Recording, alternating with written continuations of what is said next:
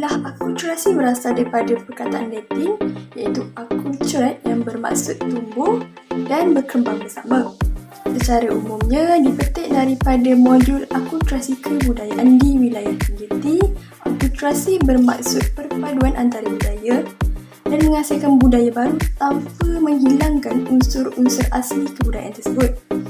Akulturasi ini terjadi kerana unsur-unsur baru tersebut dilihat boleh memberi manfaat kepada kehidupan suatu masyarakat.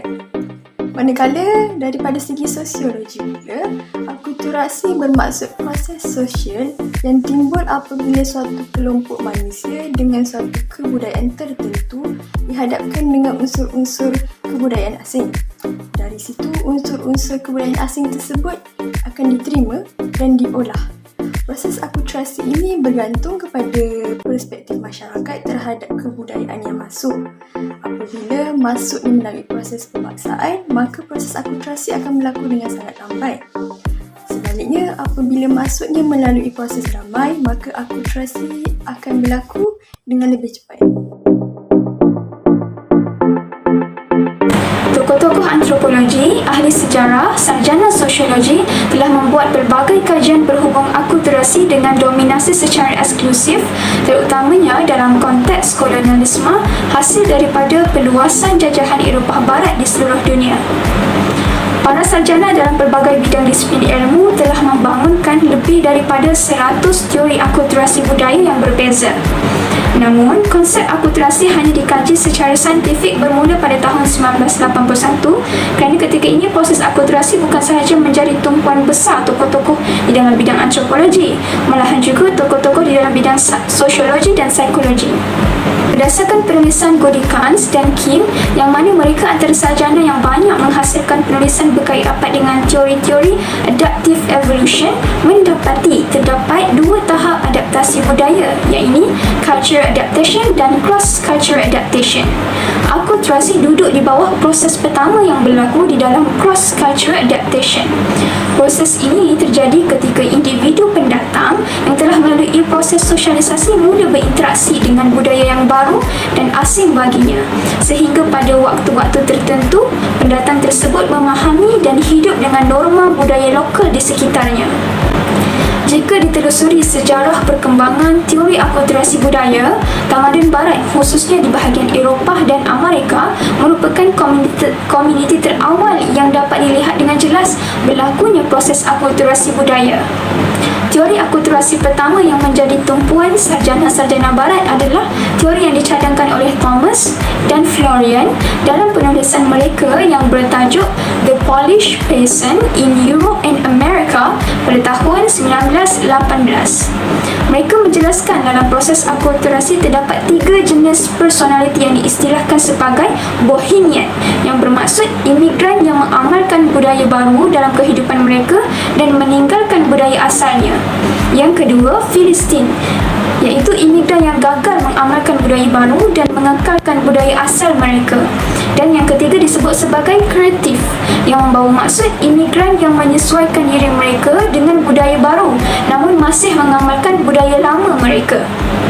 Pada tahun 1963, Redfield, Lytton dan Herskovits memberikan definisi akulturasi pertama yang digunakan secara meluas dalam bidang antropologi.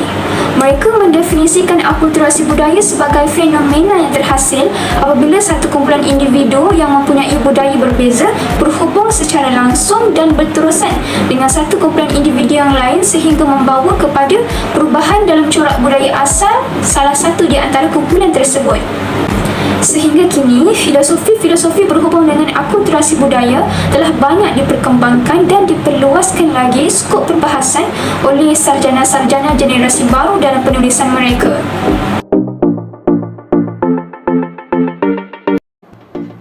Antara tokoh yang terdapat dalam teori akulturasi menurut para ahli sosiologi, yang pertama John Wyckoff Berry yang merupakan pengasas utama bagi teori akulturasi ini.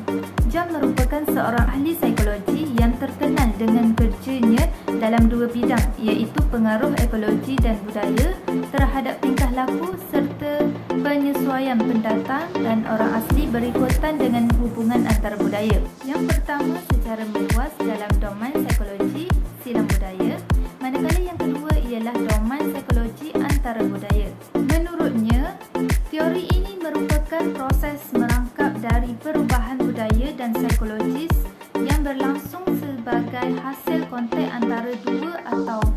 oleh kelompok budaya dan anggotanya.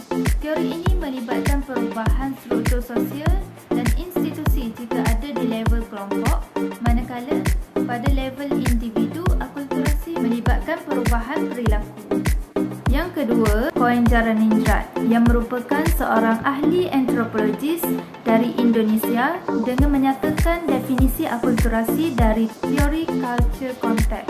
Akulturasi menurutnya ialah proses sosial yang timbul jika suatu kelompok manusia dengan kebudayaan tertentu dihadapkan dengan unsur-unsur kebudayaan asing sehingga unsur-unsur kebudayaan asing tersebut secara lambat diterima dan diolah dalam kebudayaan sendiri tanpa menyebabkan hilangnya kepribadian kebudayaan itu sendiri.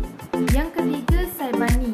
Menurutnya, teori ini meliputi fenomena yang muncul dari percampuran kebudayaan yang pelbagai kelompok manusia dengan kebudayaan yang pelbagai mengadakan kontak langsung dan terus-menerus, kemudian menimbulkan perubahan pada pola-pola kebudayaan asli dari salah satu kelompok atau kedua-duanya.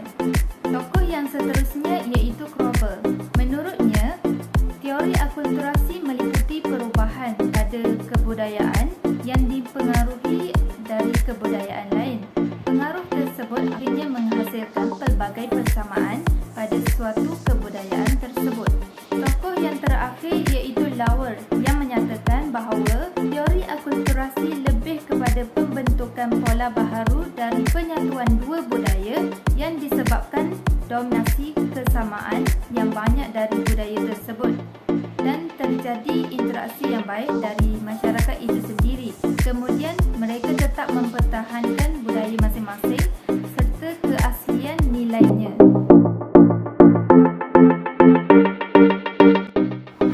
Akhir sekali, salah satu cadangan mengenai aplikasi teori akulturasi budaya yang dapat digunakan pada masa hadapan adalah melalui 4 strategi akulturasi yang terkenal dalam teori akulturasi budaya tersebut. 4 strategi ini akan menekankan kepada tindak balas seseorang individu itu dalam usaha untuk menyesuaikan diri serta beradaptasi dengan tempat yang baru, serta ianya sangat membantu dalam memberikan penerangan terhadap pengalaman individu yang pernah berada di tempat dan mempunyai suasana budaya yang baharu. Strategi yang pertama adalah strategi integrasi atau dalam bahasa Inggeris dikenali sebagai integration strategy. Strategi integrasi ini menjelaskan sikap individu yang cuba mengekalkan budaya asalnya apabila berada di tempat yang baru, tetapi pada masa yang sama individu tersebut turut membina hubungan dengan budaya-budaya baru di sekelilingnya. Yang kedua, strategi pemisahan ataupun dalam bahasa Inggeris dikenali sebagai separation strategy. Strategi pemisahan ini merupakan individu yang mengekalkan budaya asalnya tetapi hanya mahu membina hubungan yang sedikit ataupun sederhana dengan budaya-budaya baru di sekelilingnya. Terusnya ialah strategi asimilasi atau dalam bahasa Inggeris dikenali sebagai assimilation strategy. Strategi asimilasi ini adalah strategi yang digunakan oleh seseorang individu yang tidak mahu mengekalkan budaya asalnya dan lebih memilih untuk membina hubungan dan terlibat secara langsung dengan budaya-budaya baharu di sekelilingnya. Akhir sekali, strategi marginal atau dalam bahasa Inggeris dikenali sebagai marginalized strategy. Individu yang mengaplikasikan strategi marginal ini adalah individu yang tidak melihat apa-apa nilai dalam usaha untuk mengekalkan budayanya yang tersendiri. Di samping itu, pemilihan dalam strategi akulturasi budaya ini akan mempengaruhi cara penyesuaian seseorang individu itu pada tempat yang baharu. Oleh hal yang demikian, 4 strategi akulturasi budaya ini dapat diaplikasikan pada masa hadapan serta dapat membantu seseorang individu itu untuk mengenal pasti cara mereka berbudaya di tempat baharu dengan lebih baik. Namun demikian, setiap individu hanya cenderung untuk memilih satu sahaja strategi daripada keempat-empat strategi akulturasi tersebut dan membudayakannya pada kadar yang berbeza berbeza pada setiap individu. Selain itu, pengaplikasian strategi akulturasi ini dapat dikaitkan dengan kesihatan mental dan juga fizikal seseorang kerana di setiap pemilihan antara keempat-empat strategi ini akan memberi penerangan terhadap perspektif kesihatan emosi dan juga mental yang berbeza-beza terhadap seseorang individu. Oleh itu, salah satu kebaikan dalam pengaplikasian strategi akulturasi ini akan membawa kepada kesejahteraan mental dan juga fizikal. Hal ini dapat dibuktikan bahawa individu itu dilihat seimbang dalam usahanya untuk mengekalkan budaya yang tersendiri ketika berada di tempat yang baru, dan pada masa yang sama individu itu juga cuba untuk beradaptasi dengan budaya baru di sekelilingnya. Demikianlah penerangan mengenai cadangan pengaplikasian teori akulturasi budaya pada masa hadapan yang dapat memberi manfaat kepada masyarakat sejagat dalam usaha untuk membina kehidupan berbudaya yang lebih baik.